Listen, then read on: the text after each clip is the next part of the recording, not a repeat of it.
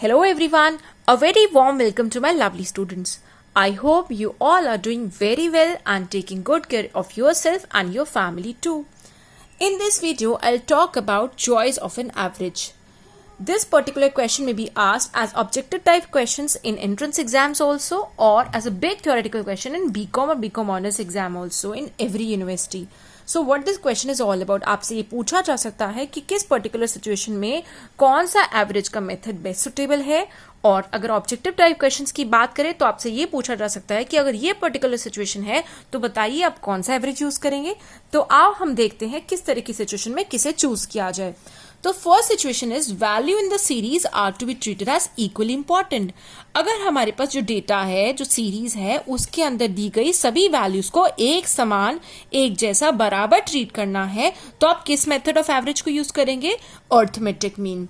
Number 2, अगर आपके average निकालने का पर्पस क्या है? Purpose is to determine the rank of various values. आपको ये चेक करना है कि कौन सी वैल्यू की क्या रैंक होगी.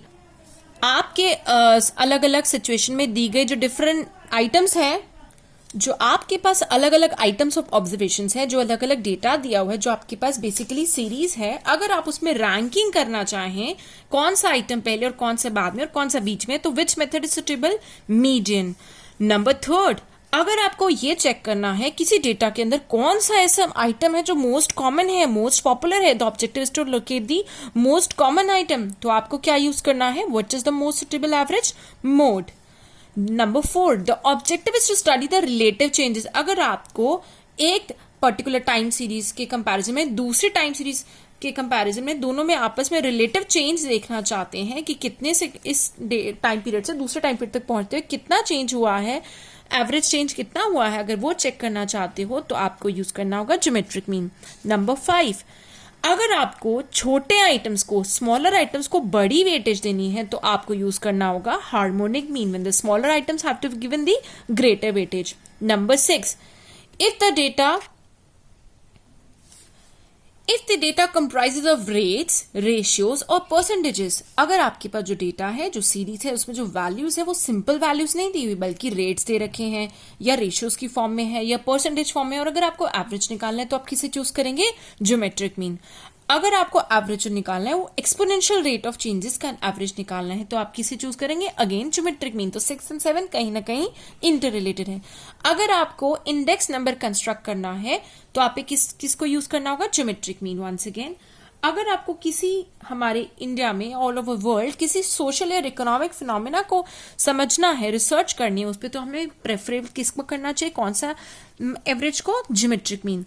अगर आपका डेटा स्क्यूड है, कहने का मतलब कि अगर या तो वो बहुत ज्यादा इस तरफ स्क्यूड है towards the left hand side, या वो बहुत ज्यादा राइट हैंड साइड की तरफ स्क्यूड है, तो उस केस में आपको मीडियन का ज्यादा यूज करना चाहिए, क्योंकि मीडियन तो होता ही बीच में. Median means middle. Median is regarded as the appropriate average because it lies between the mean and the mode. Now let's see a question on the basis of this, some multiple choice and the objective type questions. So the question, which of the averages will be most suitable in the following circumstances? नीचे दी गई situation में कौन सा average है जो suitable होगा? अगर हमें एवरेज निकालना है तो कौन से एवरेज का चुनाव किया जाए इन पर्टिकुलर सिचुएशन में? Number 1, average rate of population growth. हमें पॉपुलेशन ग्रोथ का रेट का एवरेज चेक करना है, तो मैंने कहा था जब रेट्स का एवरेज करती है तो हमें यूज करना होता है geometric mean.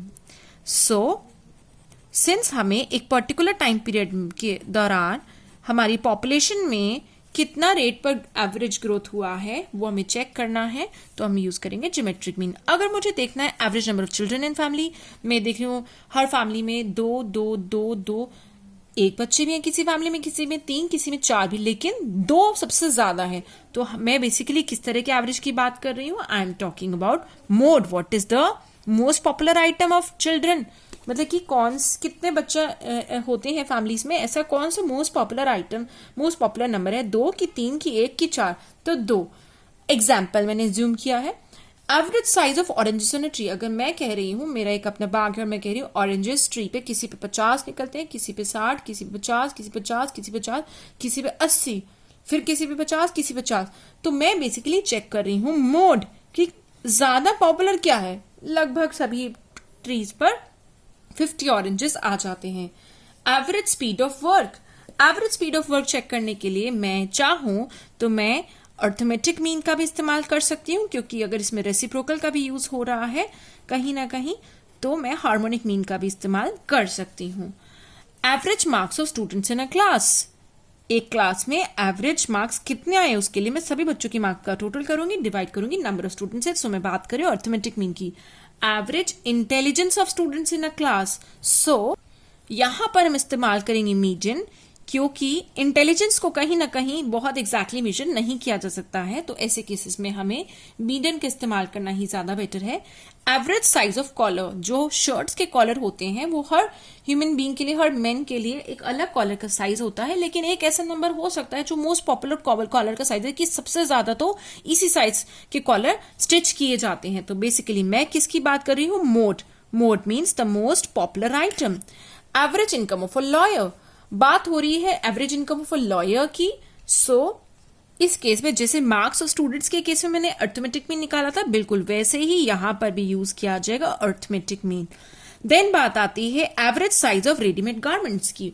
Small size, medium size, large size, क्या साइज है जो सबसे ज्यादा डिमांड में आता है? डबल एक्सएल की मीडियम की extra small, which is the size? तो उस अपनी थिंकिंग के बेसिस पे मैं बेसिकली चेक करना चाहती हूँ कि what is the most popular item of the size of the readymade garments.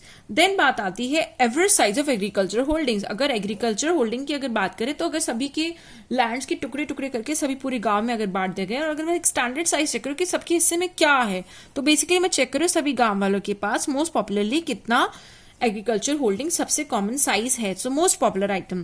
Then average change in prices, average change in prices check करने के लिए बेसिकली परसेंटेज या रेट्स या रेशियोज चेक किए जा रहे हैं, तो मैं इस्तेमाल कर रही हूँ ज्योमेट्रिक मीन इस केस में। देन बात की जा रही है average level of health. So then again level of health में बहुत सारे अंदर बाइफिकेशन है कि आप बीपी की बात करें हैं या शुगर लेवल की या हीमोग्लोबिन लेवल की। तो एवरेज लेवल ऑफ हेल्थ में भी बेसिकली कैरेक्टरिस्टिक बेस्ड हो गया, जिसे मेजर करना इतना आसान है क्योंकि इसमें बहुत सारी आइटम्स हैं, तो ओवरऑल ही देखा जा रहा है। तो इस केस में मैं इस्तेमाल कर सकती हूँ मीडियन या फिर किसी भी तरह की पार्टिशनल वैल्यूज, जिनको मैं कहती हूँ क्वार्टाइल, डिसाइल या परसेंटाइल। देन बात आती है कुछ फिल इन द ब्लैंक्स की। Dash and dash are the averages which can be calculated for a distribution with open ends.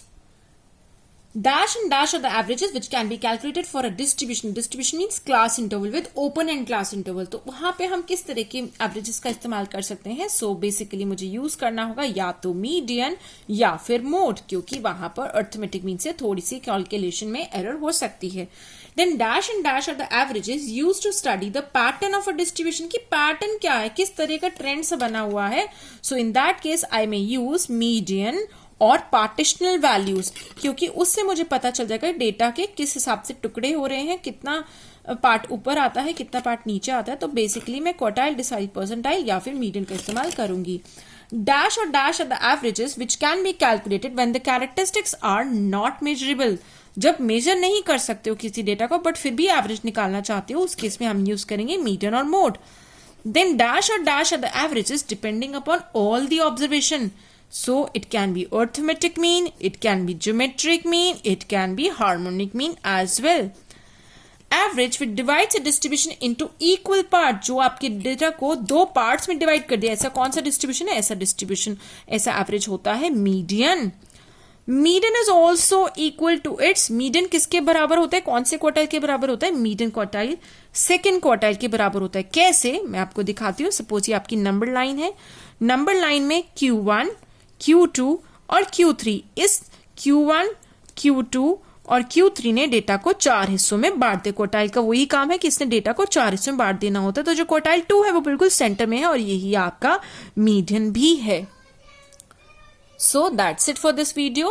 Do watch out my next video in which I'll be teaching you about the log, how to find out log for different values. That is very important for those who have not studied log properly or who have forgotten the log calculation they have learned in the school. So let's do a recap of that and stay connected. Keep watching. Thanks for watching. Bye for now.